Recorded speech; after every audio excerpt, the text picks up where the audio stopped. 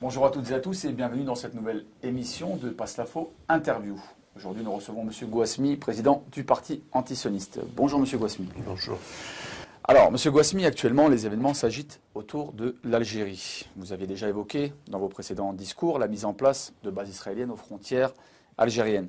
Maintenant, nous voyons un coup d'État au Mali, donc tout près de l'Algérie, et des débats autour de ce même pays avec BHL, en l'occurrence, qui lui souhaite un soi-disant printemps arabe. Quelles sont ces agitations autour de ce pays et quelle est votre analyse, M. Gouasmi? Il y a encore autre chose qui alimente cette atmosphère, c'est que les Américains, le Sénat et les services américains sont en train d'étudier la possibilité de pouvoir produire un CNT à l'algérienne. Effectivement, c'est vrai. C'est-à-dire créer une opposition fictive pour qu'elle puisse, en cas où il y a agitation et manipulation pour agitation, qu'ils puissent être prêts, sinon les instigateurs, les inspirateurs. Donc, l'Amérique travaille dans ce sens, et bien sûr certains pays européens, en l'occurrence, comme je viens de le dire, la France, BHL, etc., etc., etc. D'accord. Alors, on sait qu'il y a beaucoup de franco-algériens en France. Si l'Algérie est touchée, pensez-vous pas que la France risque d'être bougée par les mécontentements de ces mêmes franco-algériens? Oui, non seulement ça, et je l'ai déjà dit, que l'Algérie est un gros morceau. Et elle est encore fraîche, 50 années, la guerre d'indépendance. Et ce que ça a produit ici en France comme conflit intérieur et comme guérilla à l'intérieur. Et si la France est partie prenante pour déstabiliser l'Algérie, ça sera beaucoup plus difficile que ce qu'elle a fait en Libye. Et l'Algérie, en l'occurrence les Algériens, ils sont très gentils, très très gentils, très accueillants.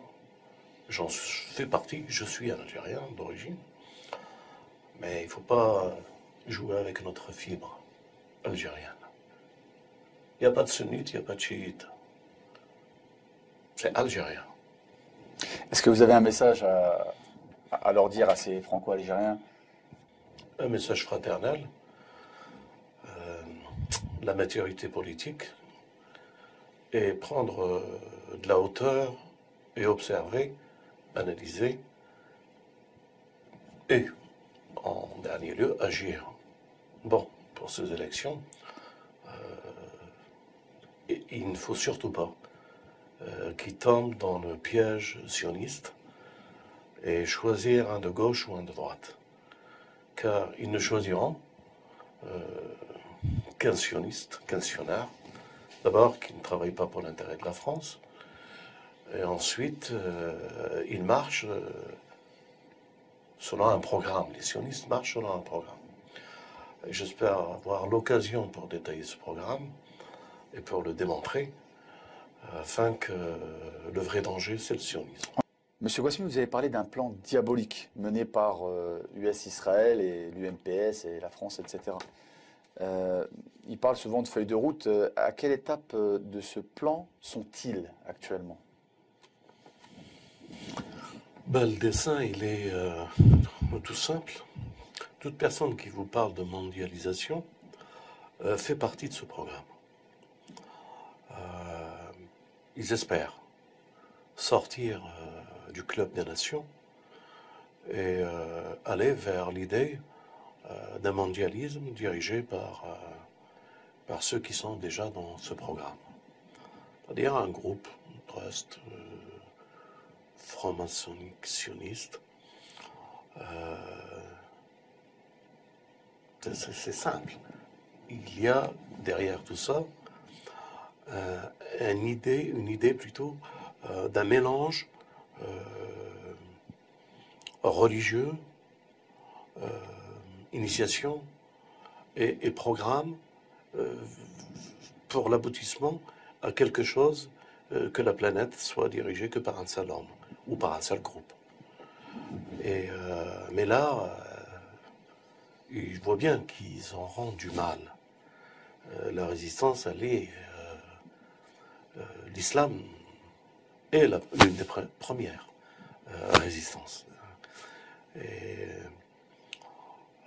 pour pouvoir faire perdre tout espoir à la résistance, il y a tout un programme, et l'Iran est visé, et les musulmans. Mais l'islam résiste. Donc, première résistance, c'est l'islam. En plus, bien sûr, il y a la Chine, il y a l'Union soviétique. Il y a d'autres pays qui ont compris et qui résistent.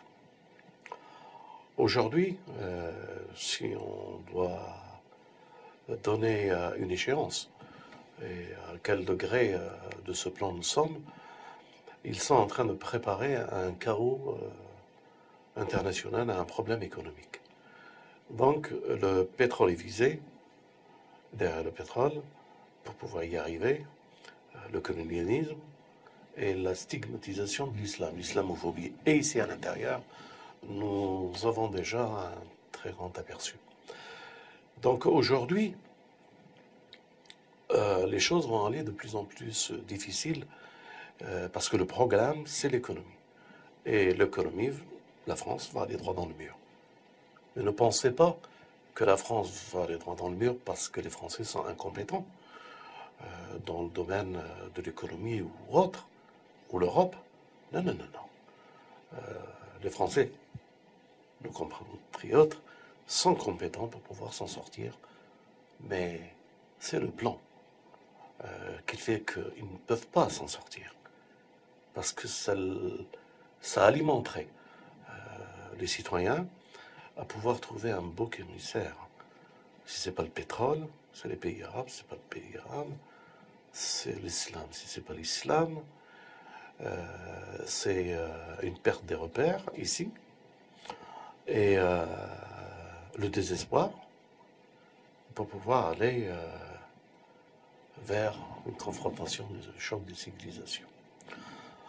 Donc demain, que ce soit Pierre, Paul, Jacques à la présidentielle, c'est foutu. Le programme, vous le verrez, il n'y aura pas de solution. Votre Dans la solution, crise, il n'y aura pas de solution. Ils nous emmèneront à un désastre. Et à travers ce désastre, l'idée de pouvoir être indépendant du pétrole. Donc la première idée, apparemment, ça paraît la solution, le pétrole, les énergies. Aujourd'hui, nous savons qu'au pôle Nord, certains pays se regardent et qui sont prêts à dégainer parce que le futur problème, ce sera l'Union soviétique, les États-Unis, autour d'un pôle qui sera l'extraction du pétrole dans le Nord, dans le pôle Nord. Mais au-delà du pétrole dans le Nord, ces gens travaillent à la réflexion pour d'autres ressources. Il existe sur Terre, et là vous allez un peu être choqué peut-être, ou surpris de ce que je vais dire, il existe 3 pôles terrestres qui ont une énergie solaire très puissante. C'est en Australie, c'est l'Algérie et c'est l'Arizona, les États-Unis. C'est les endroits les plus forts où il existe dans le sous-sol, à travers le soleil, une énergie forte. Est-ce qu'ils ont trouvé le moyen de pouvoir exporter cette énergie? Si oui, nous comprenons cette histoire du Sahel et les conflits qui se préparent. C'est toujours de l'énergie, pas de pétrole, mais c'est le soleil. d'accord. Nous comprenons qu'ils ont une autosuffisance et forte aux États-Unis par l'horizon. Et nous comprenons aussi par le territoire en Australie, ils ont ces réserves. Donc, 3 endroits bien précis où l'énergie future comblera le monde. Rien que l'Algérie, à elle seule, elle comblera l'énergie de toute notre planète. Donc, leur programme, leur vision, c'est de préparer encore une idée future pour le Sahel. On peut penser que c'est le pétrole, on peut penser que c'est ça, on peut penser que c'est la géopolitique, les traversées du désert, etc., les rencontres de l'Afrique, le point de rencontre de l'Afrique. Mais il y a encore une réflexion diabolique de la part de ceux qui se réunissent clandestinement et qui décident pour notre humanité. Donc leur objectif, le mondialisme. Donc c'est détenir l'énergie future, mais maintenant. Maintenant, avoir un programme pour pouvoir, selon eux, pousser les gens d'abord au désespoir économique, pour leur montrer que c'est la seule solution. D'accord. Donc, la résistance aujourd'hui, c'est l'islam. Tur. L'islam antisioniste, hein, je précise bien, hein, pas l'islam Arabie Saoudite, hein, D'accord. parce qu'elle marche dans la combine. D'accord. Donc vous parlez de cette énergie future, donc, qui est solaire, où il y a 3 pôles dominants, l'Australie, l'Arizona et l'Algérie. Donc Ça, c'est des cartes qu'ils ont. Pour l'avenir. Ouais. Donc pour que cette énergie soit... En dehors du pôle Nord. Hein. En dehors du pôle Nord. Soit dominante, il faut faire tomber les énergies actuelles.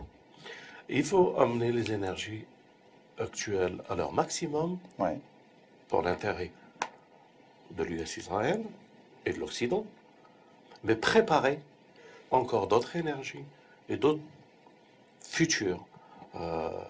Celui qui détient l'énergie détient le pouvoir. L'une des plus belles choses qui peut se réaliser, c'est un front commun. C'est les musulmans, les chrétiens. D'abord, les musulmans doivent comprendre que nous sommes ici et nous devons vivre fraternellement et pacifiquement dans ce pays.